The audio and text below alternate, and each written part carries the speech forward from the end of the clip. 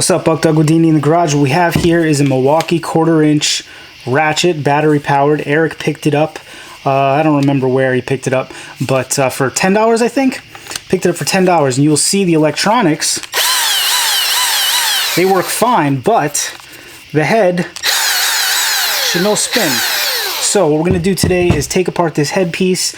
I familiarized myself online with how these things work, so we're going to see it's either in a situation where it's too dirty in there or there's something broken in there. Hopefully we can fix it cheap, maybe even free, and we've got a real nice new tool to use. Now the first thing you have to do, there's a snap ring on the anvil side here. We're going to get that guy out, hopefully. A little dirty.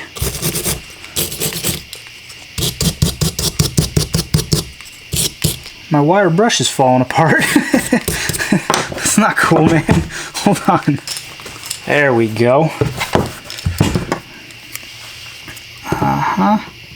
There it is. So we've got the snap ring out. We'll put that right there. And I already heard the anvil kind of fall back a little bit. You just sort of work it out, I believe. Got the gear selector back here. Yep. Okay, so being real careful now because there's lots of little pieces. This washer was on the front here. We're going to put that guy aside. And I don't know if you guys can see. Let's see if we can get the light in there properly. Can you see what's sitting in there? All of those are the little pistons that operate on, that push on the back of this and are what actually turn the tool here. Let me see if I can find a nice small little pliers so I can show you guys these. These right here are little pistons. They are spring loaded inside the machine. There's 4 of them. You need to collect all 4 of these guys. And we're going to clean these in brake parts cleaner. What happens is these things push against a pressure plate, and that's what transfers the rotary motion to the anvil here. Now if there gets too much grease in there, and judging by how dirty the back of this thing was, that could be the situation. They can't grip, and that's the easy solution for what could be wrong with these things. Then outside of that, any number of other parts could be broken. All right, now on this anvil are your 4 spots where your pistons go. There are springs in there. Mine didn't come out, so I'm not going to take them out just yet. This right here is a pin that's holding this gear selector. Again, since mine didn't come out, I'm going to leave it alone. I'm going to leave it in there and I'm going to clean it out just like this. It's real goopy in there. So I'm guessing this was used in a mechanic environment. It was constantly getting grease on it, and the grease was able to build up in there. I'm trying to decide if I think I'm going to leave those springs in there. Screw it. We'll get them out so we can clean them too. Okay, so that's the locking pin for the gear selector. We'll put that aside. And now this gear selector should be able to pop right out. Yep. Put that guy aside. And there's so much grease in here that the springs are being held in. A lot of the ones I saw online, other guys fixing these, they popped right out. So, you know, I don't really care if it stays in there. I just don't want them to blast out when I'm hitting it with brake parts cleaner. Let's, I don't have actual brake parts cleaner. I have carbon choke cleaner right now. We're going to use that. That'll be just as good. All right, this little guy just fell out. This is a spring inside a domed cylinder. You see that? That goes inside here,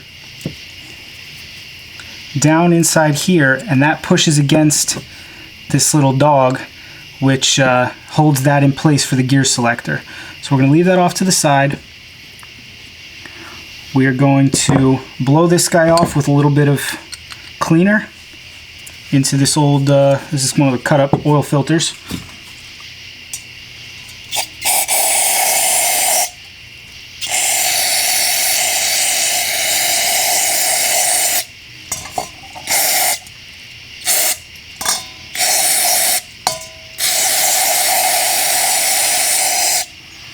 The reason I'm doing it over this cup is so that if these springs decide to fly out, hopefully I can catch them in here.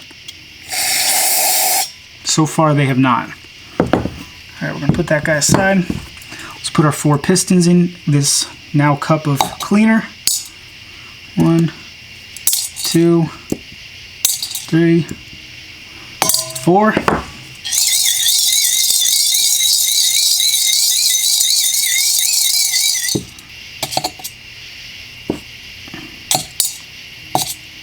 It helps that they are, either they are or this pair of pliers is magnetized. I guess probably the pair of pliers, isn't it?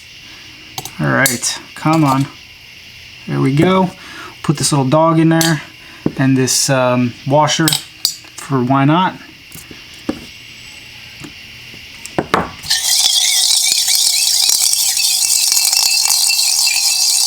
Actually, in hindsight, this dog maybe needed to be greased. This washer did not. All right, let's dry these off. Okay.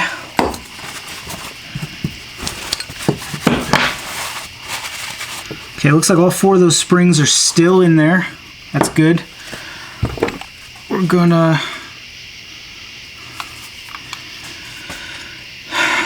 trying to decide if we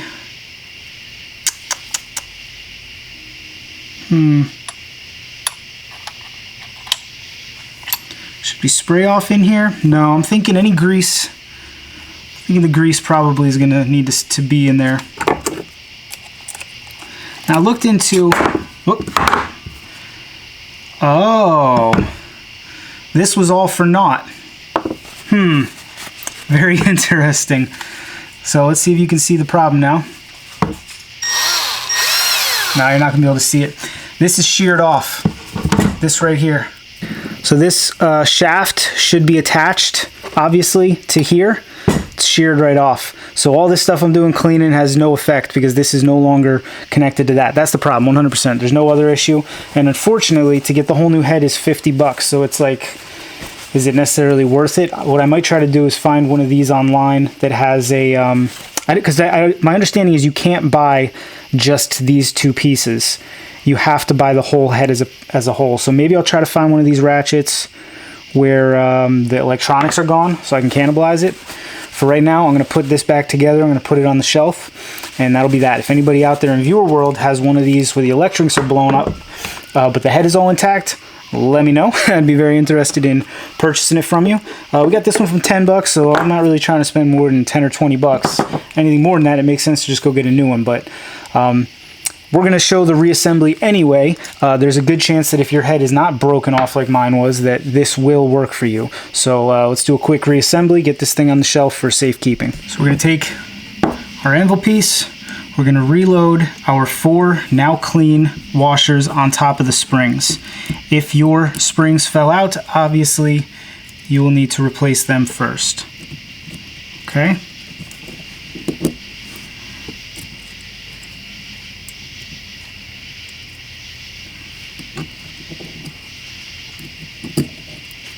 Come on. These obviously, the bottom fits into the springs, and then they should stick up proud of this piece just a little bit. There we go. There we go. There we go. Actually, kind of did this in a backwards orientation because now I got to turn it on its side. We're going to turn this and reinsert this piece. This was the domed cylinder with the spring in the bottom. I inherited these real long, real thin needle nose from my grandfather. Whew, they come in handy for stuff like this, I'll tell you. We're going to replace this selection dog. We are going to put this pin in here. This is what holds the dog in place. I believe that part is called a dog, right? Somebody will correct me. This hole right here, this one that's sitting on its own, you got to line up the hole in the dog with the hole in the anvil, and it slides right in like that. And that is how the selector works. Okay. Now, if this thing was operational, we'll pretend, what you would do is take this, slide it over your anvil like that, get it in. Then you're going to need your washer, which only goes one direction. There's a little point on it, you see that? There's a point on this as well, I believe. Yep, goes like that. slide it over, line it up with the hole there. And then what you have to do is somehow hold all this together while getting this in. I think I will use one of these if it'll work. Nope. One of these if it'll work.